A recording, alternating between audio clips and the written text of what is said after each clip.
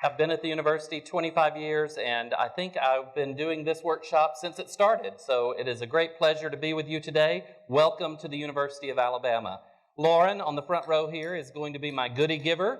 We'll have some giveaways for you during this session, so please pay attention and please participate with it as well. I'm so happy to be the last speaker. Right.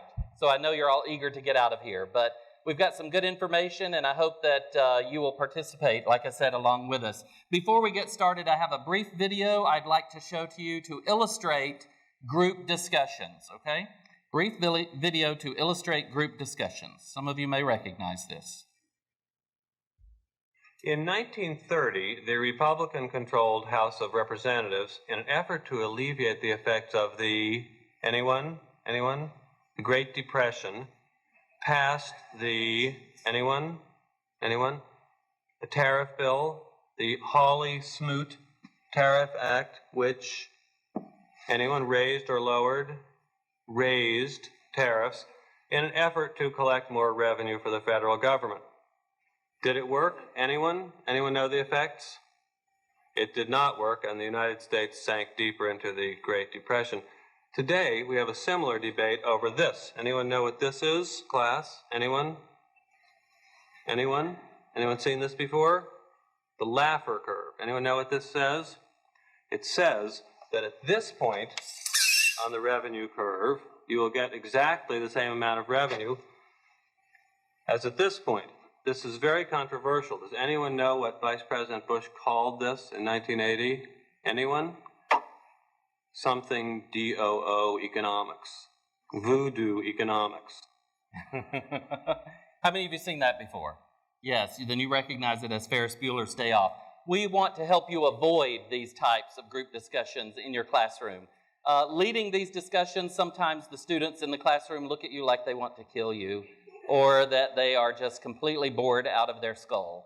As I said, we want to help you avoid that, and there are a variety of ways to lead group discussions, but we're going to talk about two primary ways today. And the way we're going to go about this is by first talking about some of the preliminaries. These are things that you need to consider and things that you need to do before you even attempt to lead group discussions in your classroom. We'll then follow up with some of the dangers in group discussions. Yes, there are dangers in higher ed in leading group discussions.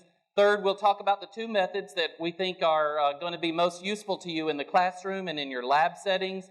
And then we'll end by talking about some very brief tips and techniques and some killers and igniters for these sessions, if you will. But before we get into that even, I'd like to give you a quiz.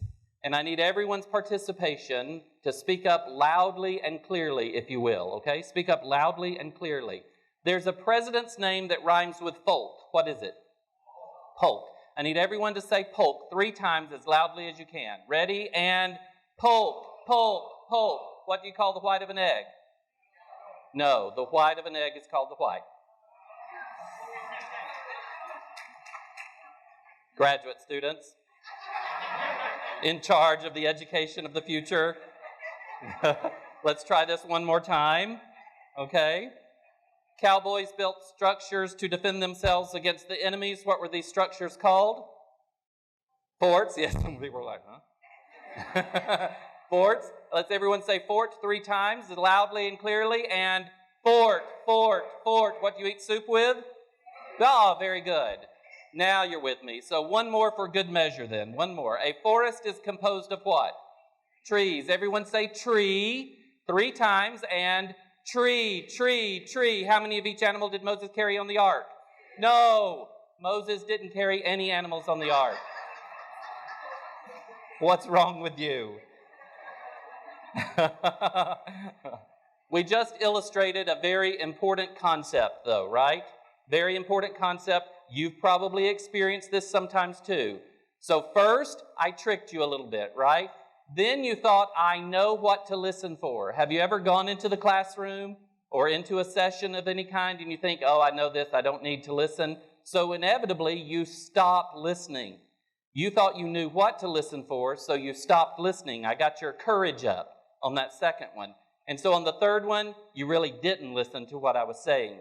So there's a danger in the classroom when you are teaching that students really aren't listening. That's one of the values of engaging them in group discussions. So you see what I tried to do there? Create the exigency for you, the need to know this information. You have to create the exigency early on in your classroom, the need to know. Why do they need to know this in the classroom? So let's get started on this by looking at the preliminaries. Now, to illustrate it just a little further, I'm going to put a few words on the screen here. Just a few simple words on the screen. 1, 2, 3 times 4, 12 words. 12 easy words. I want you, pencils down. Sound familiar? You do that on the computer now, don't you? Pencils down. I'm going to give you 15 seconds to remember 12 easy words. The order is not important. I'm not joking with you here. The order is not important. Your goal is to simply remember as many of these words as you can. Got it? You have 15 seconds to remember 12 easy words. Begin.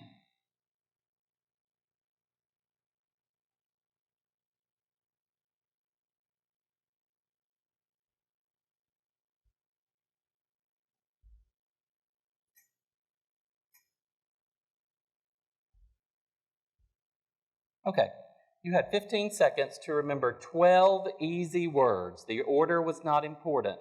Now what I want you to do is to simply write down as many of those words as you can. Your goal is 12. Write down as many of those words as you can. Your goal is 12.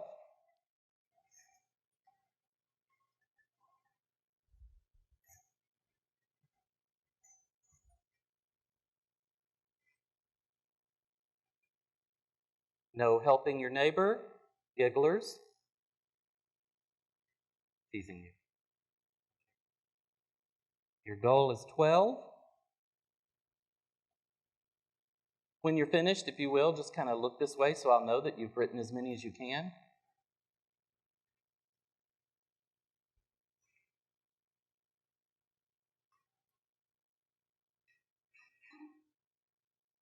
Okay, now I want you to do me a favor. I want you to say each word to yourself in your mind without trying to think of the next word. If you didn't get 12, say each word and then without thinking about it, add one more word. You will be able to do it and it will be there. So do that exercise for me. Say each word. Add one more word. When you stop trying to find the answer because it's in your mind, just read those words and add one. You'll be able to do it.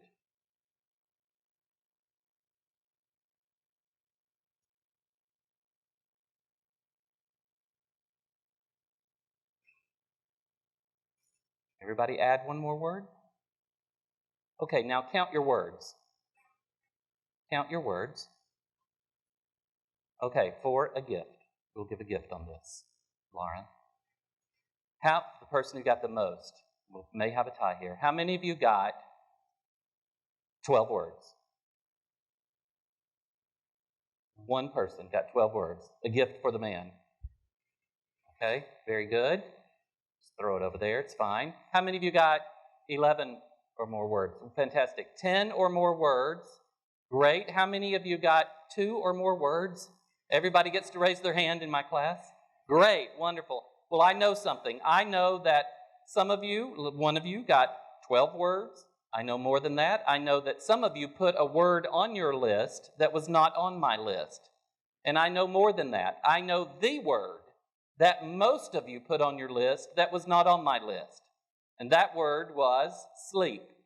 How many of you put sleep on your list? Look around the room. Look around the room at these graduate students. That word didn't exist on my list, and yet most of you put it on your list. If this were a test, you would fail, right? Why did most of you who could not get 12 words end up putting sleep on my list, on your list? Related to sleep, right? 12 words, did you put sleep? You did put sleep. Get that t-shirt back. I'm just kidding. I'm just kidding. I'm just kidding. I'm just kidding. Yes. Because memory for speech and to a certain degree visual memory, you don't simply reproduce, you reconstruct. It's reconstructed. Have you ever taken something apart and tried to put it back together again? You have extra parts or not enough parts. You wonder how that happened, right? It's the same for our memory as it relates to speech and visual memory. Again, more exigency for you. That's why students can leave your class and swear you said something you did not say. That's good for you to know. You can deny all plausibility. You can deny it. But they will swear that you said something that you did not say in class.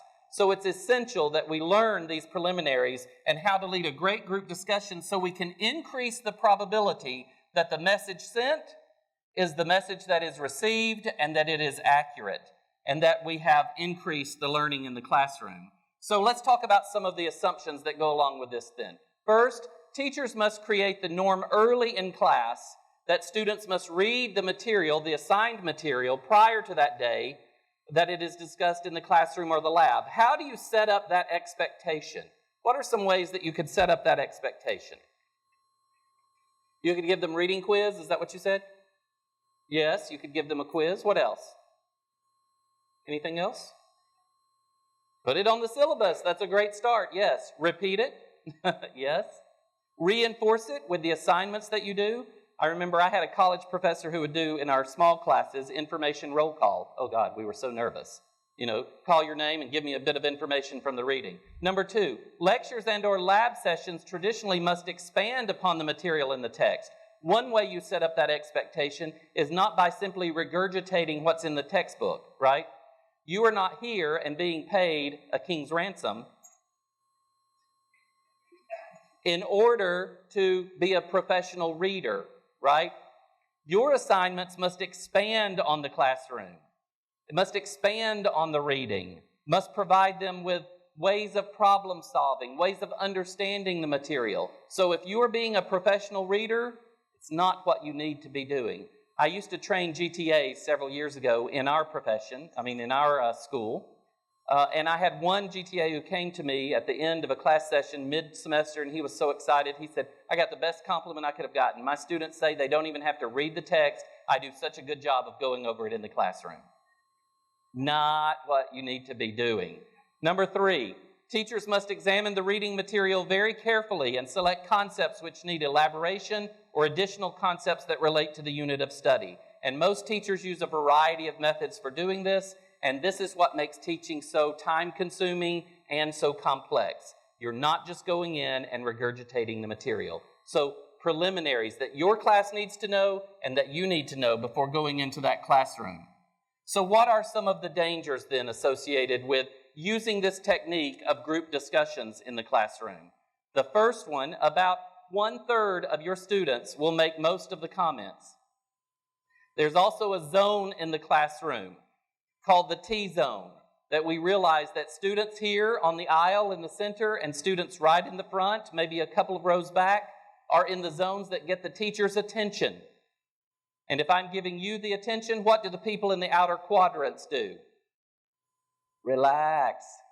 Study for something else.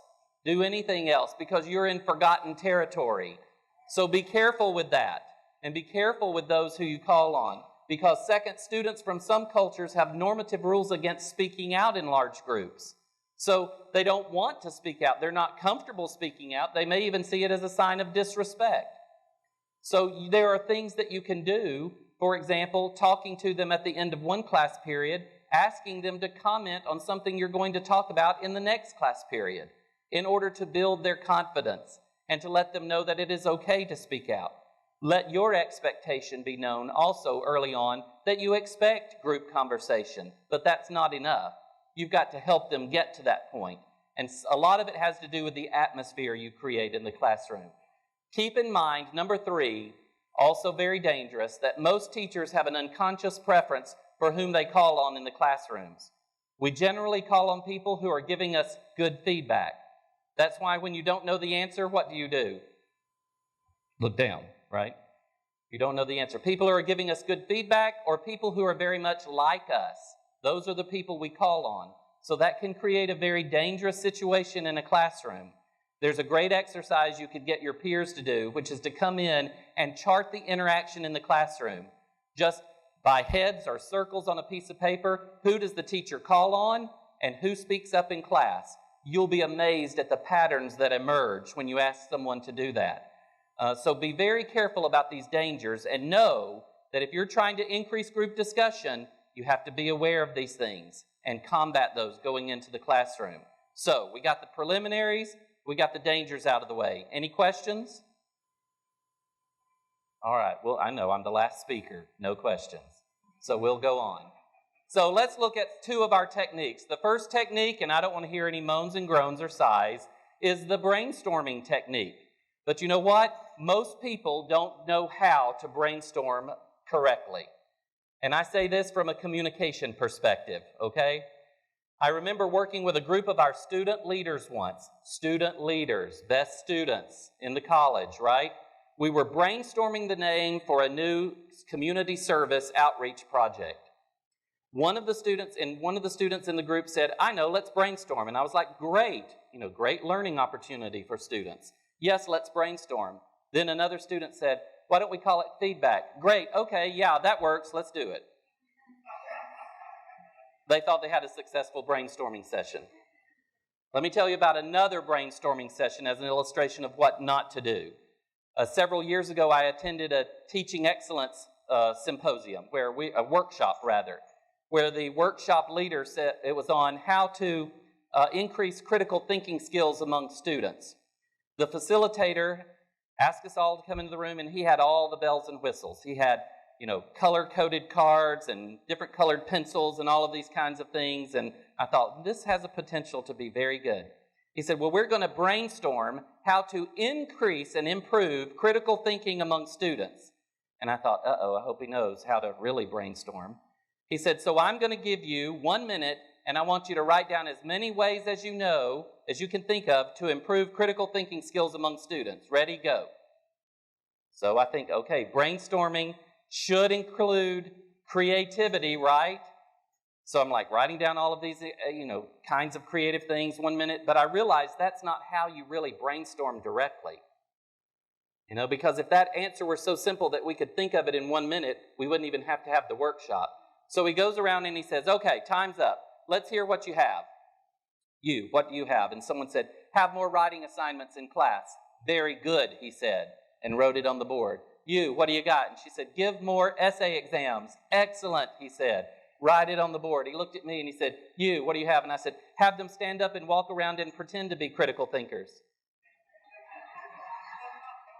He stared at me and he said, you, what do you have? So he broke a lot of rules about brainstorming, right? And did I speak up again at the conference in that session? No. Of course, I was very pompous, said he doesn't know what he's doing, right? But remember, brainstorming allows a group to generate and discuss a variety of topics and ideas and perspectives without prematurely evaluating them like he was doing. It encourages creativity and equal participation, so it gets rid of one of those dangers, right? Equal participation. So here's what you do. You impose a time limit. You're looking for quantity over quality. Freewheeling creative ideas are encouraged. Silent independent idea generation. Consolidate on a list. No criticism. Linking and piggybacking is encouraged. He broke all the rules. But the first rule he broke was brainstorming on that topic, because there are two ways to brainstorm: the direct method and the indirect method. The direct method is what he tried to do. But with a complex question like that, you can't brainstorm the direct method because the answer's not that easy. Let me give you an illustration, and we're going to do the direct method and see if it works, okay? So since we're talking about group discussions, let's brainstorm directly. I'd like for you to take out your pencils or pens. See how old I am, pencils. Take out your pens. I'm going to give you 1 minute, and I want you to write down as many reasons as you can think of as to why students do not participate in group discussions. Why do students not participate in group discussions? Now, don't start yet. I'm going to give you 1 minute. Remember, we're looking for crazy, anything that comes to your mind. You're looking for quantity over quality, because we're going to give the person, Lauren is, going to give the person who gets the most on their paper in 1 minute a prize. Why do students not participate in group discussions in class? Go.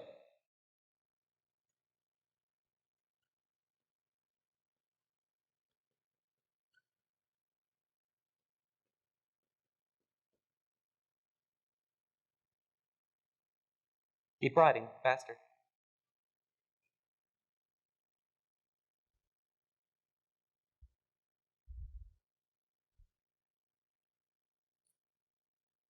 Ten seconds left. Keep going.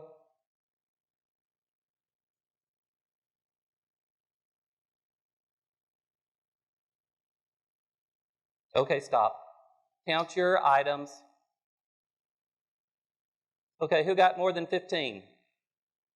More than 15? Right here in the back? I can't believe this is so easy. More than 15, one person going once? All right, send a prize back there. You don't have to walk. Just send it back. Everybody see who it goes? Back corner, and pass it. Don't you dare steal it. Pass it back. Okay, now we'll reward the zaniest one too, but I need you to tell me, why do students not participate in group discussions? Go. Shy. Bored. Lazy. Cat tongue.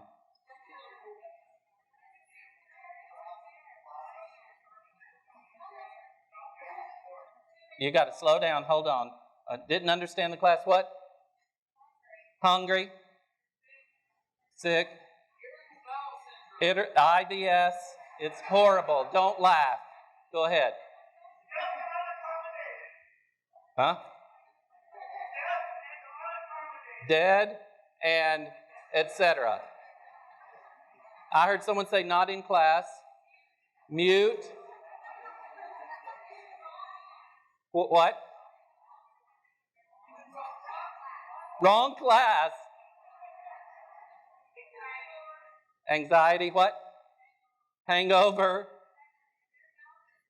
Text, mouthful. What? Making out. We know what's on her mind. Whatever. Question? Impression? Depression. Oh, okay, it's that. Okay. That's what we're going to stop right there. So those are all excellent. Well, no, they're not all excellent, but we're not judging them right now, correct? But we brainstorm like this to figure out, why are our students not participating in class? Now, that's a direct method. Look how many ideas you came up with. That person had more than 15 ideas on their list. And that's okay. We can do that. This will get us started going somewhere else, you see. Which one of these do you think is the zaniest? IBS? Do I hear votes? Dead? And making out. Okay. With your applause, let's vote. Making out? Dead? IBS. Kind of close. This one's a little messy, so let's give it to dead. Okay, very good. All right, the direct method. Very helpful when you need to generate several reasons, perhaps, why something happens. But let's keep going with this method here. Let's look at the reflective thinking method, and I'm going to show you the second way. These are related to brainstorming. I'll show you the second way to do brainstorming in a second. The reflective method model is a logical step-by-step process for discussion that is especially well suited for problem solving. So if you're problem solving, this will work very well. Here's how it works. It's a systematic way to keep the discussion on track. Any of you ever try to get the professor off track when you were students? Of course, we're all onto it. Guards against the tendency to prematurely end a discussion without thoroughly exploring the issue. Sometimes you've done a lot of discussion in class and it doesn't seem to go anywhere. It ended, right? We're going to keep you from doing that with this method, if you will. So here's how it works. First of all, you define the problem or issue. So, for example, our problem might be, how do we increase student participation in group discussions, right? Now, notice how it was phrased, open-ended. You need to phrase this for your class this way. how do we increase student participation in group discussions? What if I said, is it valuable for students to participate in group discussions? What would your answer be? Yeah, okay, class dismissed. We're done. You see, we solved the problem. It has to be sort of this open-ended question for the students to really evaluate. Second, we're going to analyze the problem or issue. So we're going to look at the causes, right? And what did we just do over here?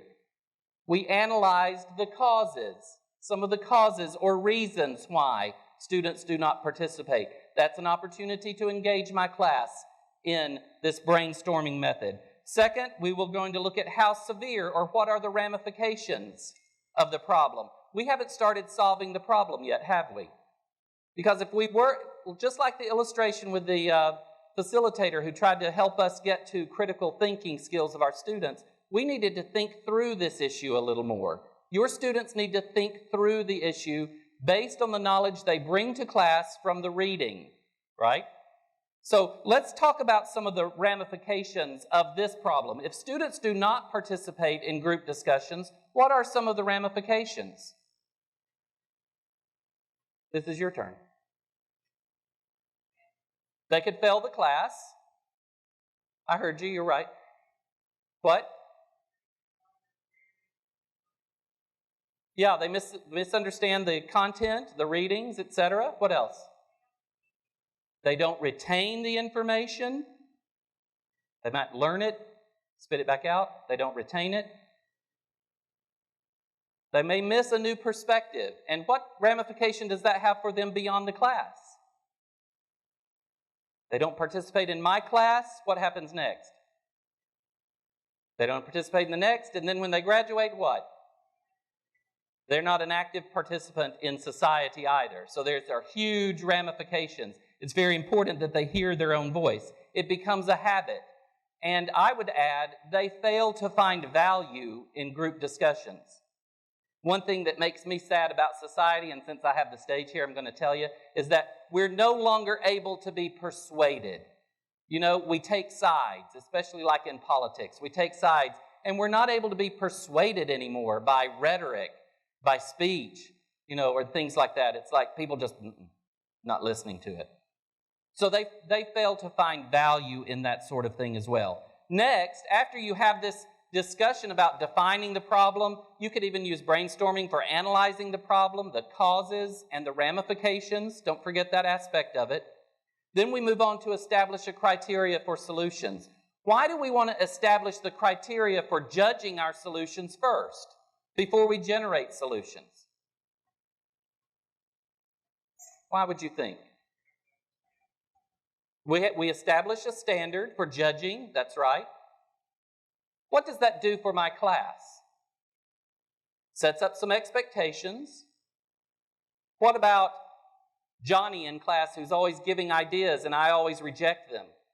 What does Johnny begin to think about me? I don't like him, I don't like his ideas. This prevents that, doesn't it?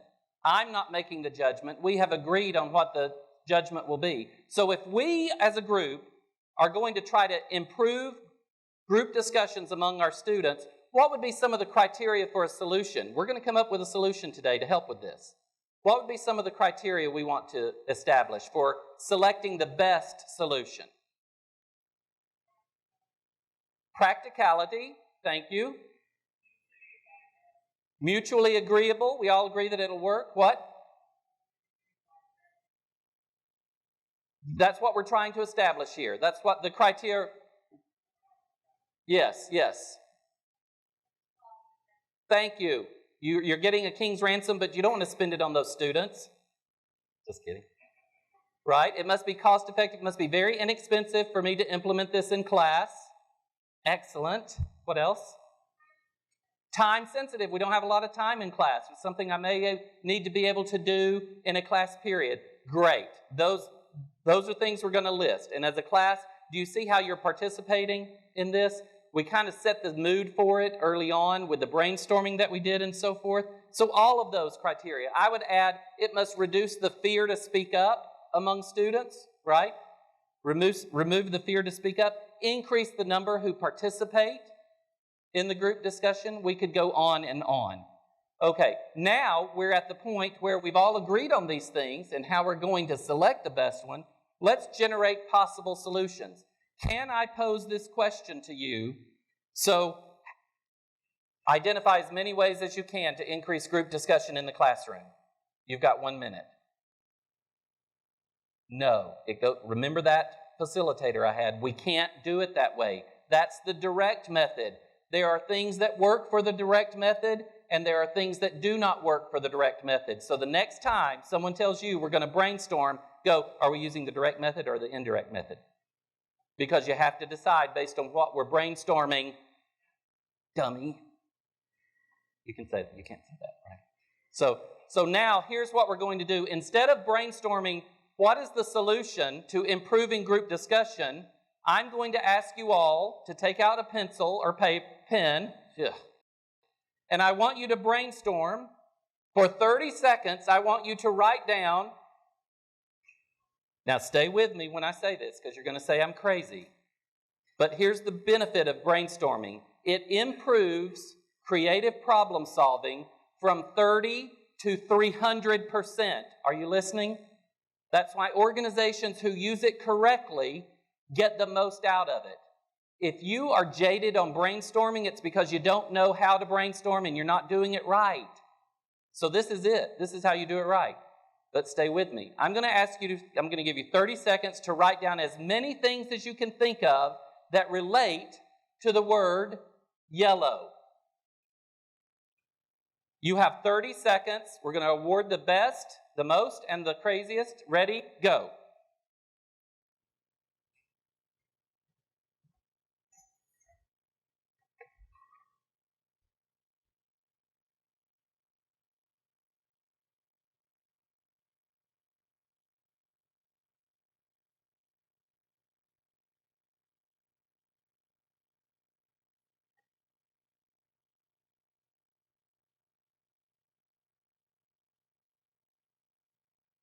Goal is quantity. Just write down as many things you can think of as yellow. Anything crazy.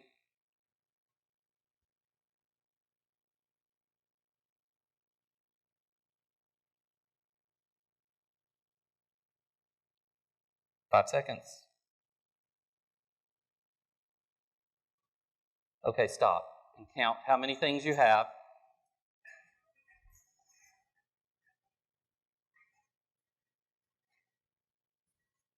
Who got 15 or more? Oh, you're on to me. 20 or more? 20? We got 20 or more? Two of you back there? 21? Okay, in the very back, pass a gift right back to the back. Raise your hand so they can see you. And don't... Sorry, I missed you, but I'll get to you later. Okay? I'll give you a gift at the end. I'll have more. For the sake of time, I'm moving on. Okay, let's hear it. Let's get as many on the board as we can. What came to mind with yellow? Did I say, somebody say cats? Again? Cabs. Duck. Urine. Suffering. Submarine. Sun.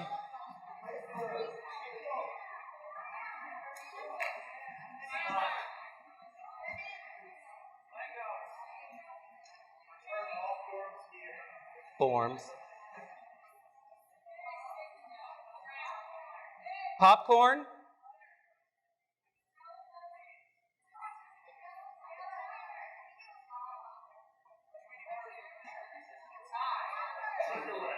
Underwear. Caution. Big Bird. Jaundice. They really want me to get jaundice on the board. My tie.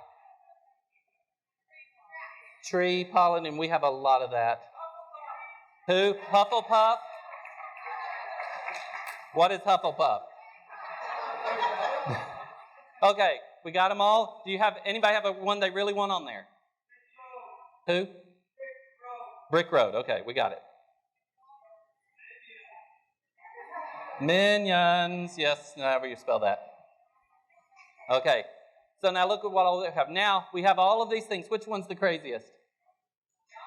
Jaundice. Send Jaundice the award. We're not even going to judge it. Send Jaundice the award. Jaundice. You crazy Jaundice person. Okay, I'm going to pick one now. That just kind of got notice what it did to your class. I mean, y'all want to participate, we're screaming, kind of get you, it reduced fear a little bit, didn't it? Now we're going to solve the problem. Dun, dun, dun. Solve the problem. I'm going to pick one. I'm going to pick Post-it note that someone screamed out. And now what I want you to do is, now we're going to go back to the direct method. That was indirect, kind of got you going. I'm just going to pick one of these and trust it. You got to have some trust with your class. So I want you to think of as many ways as you can increase group discussion by using Post-it notes in your class. Let me really time you this time. I've been faking it. I'm really going to give you 1 minute to write down as many ideas using a Post-it note to improve group discussion. Are you ready? I act like I know how to use this thing. And go.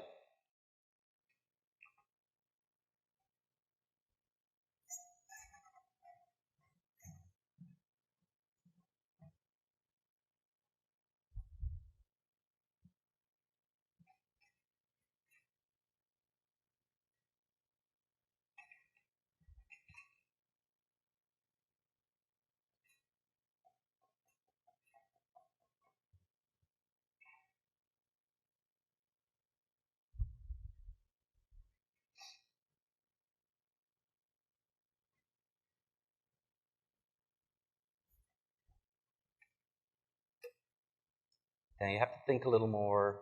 You can do it. Remember, creativity doesn't matter. Just get something on there. Post it. Increase group discussion.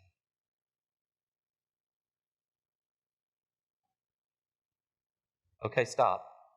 So you don't have as many probably this time. Now what I'm going to ask you to do, what you would do in your class, you've written these ideas down. I'm going to ask you to turn in groups of like 3 or something. Get together, 2 or 3, 3 or 4, no more than 4. Turn, discuss your ideas. I'm going to give you about 3 minutes to discuss your ideas. Pick one that you want to share with the group. Pick the best one that you, based on our criteria.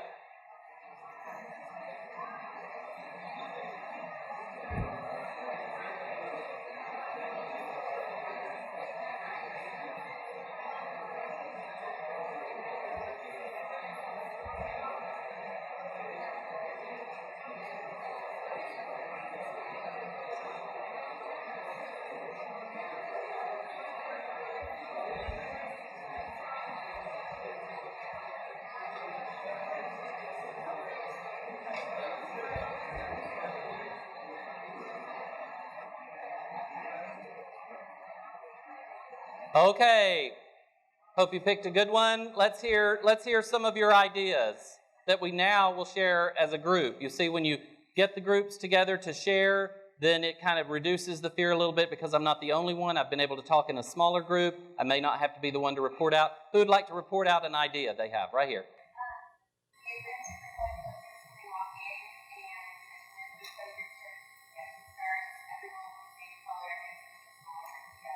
Perfect. A good way of kind of dividing them up so they can do that. Back over here. Love it. Conspiracy theory. I love conspiracy theories. What else? Yes? Okay. Boring. Oh, no, just kidding. Do you think, who's it right here? Yeah, to the people who speak up in class and so forth. Very good. Who has one they're just dying to share? Yeah.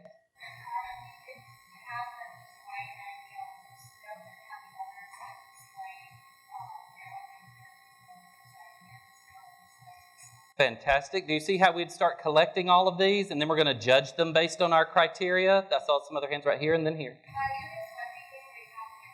I love that game.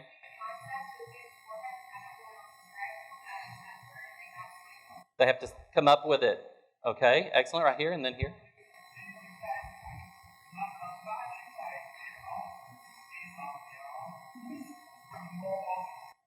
Excellent. Use it as a classification system for their answers so that they're a bit more organized.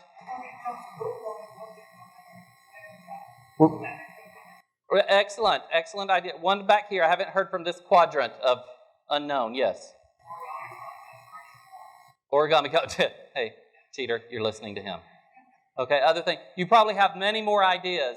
Do you see how we can collect these then as a group, and then we're judging them based on the criteria we established? We're going to select the best one and then move forward. This is an excellent way to reduce fear, increase participation, get everyone involved, and it's very inexpensive. You did a fantastic job. Thank you very much. I'm going to end with just a few of the tips and techniques that you need to keep in mind as you go through these processes. 1, ask closed-ended questions to check for comprehension. It also allows them to build their courage, right? By asking those closed-ended questions, you can even give them a hint before the next class period, the kinds of questions you're going to ask. Open-ended questions foster further discussion of concepts. These are things you can read and comprehend and understand. Avoid unintended patterns of disconfirmation. When I was working on my PhD, small classes and so forth, one of my professors asked us, what does so-and-so mean, or something like that. One student answered, and she said, anyone else? Someone else said something else. She said, how about someone else? I answered, and she said, almost there to that person, almost. She said, you are so close, and you're definitely wrong. And I was like, and I'm out. I'm not going to say anything else. Very embarrassing. So avoid those kinds of things. Ask questions that have many possible answers so you can explore and have that kind of discussion. Keep it flowing for asking for specifics and so forth like that. But be careful when you ask for specifics. I don't know why this isn't working. Because a why question can elicit defensiveness. Why did you come up with that? Instead, ask how. Explain to us how you got there. Not as defensive, right? And above all, prepare, prepare, prepare. A class that uses group discussion is very difficult to pull off. You can't wing it. You have to prepare in advance and be prepared for the twists and turns. And do assess your skill by videotaping yourself. Finally, I leave you with a few killers and igniters. Not to sound dangerous or deadly, but killers and igniters. Killers are things like that'll never work. It's crazy. You're wrong. That's ridiculous. No, that's not what I'm talking about. Or igniters, that's good. I'm glad you brought that up. You're on the right track. Anyone else? Let's keep going kind of thing. That's the way you keep the momentum in your classroom. Do you have any questions before I let you depart? I know it's the last speaker. Thanks a lot, Dr. Pagani. Oh, thank you. Thank you. It's been great to be with you again. I hope you lead lots of great group discussions.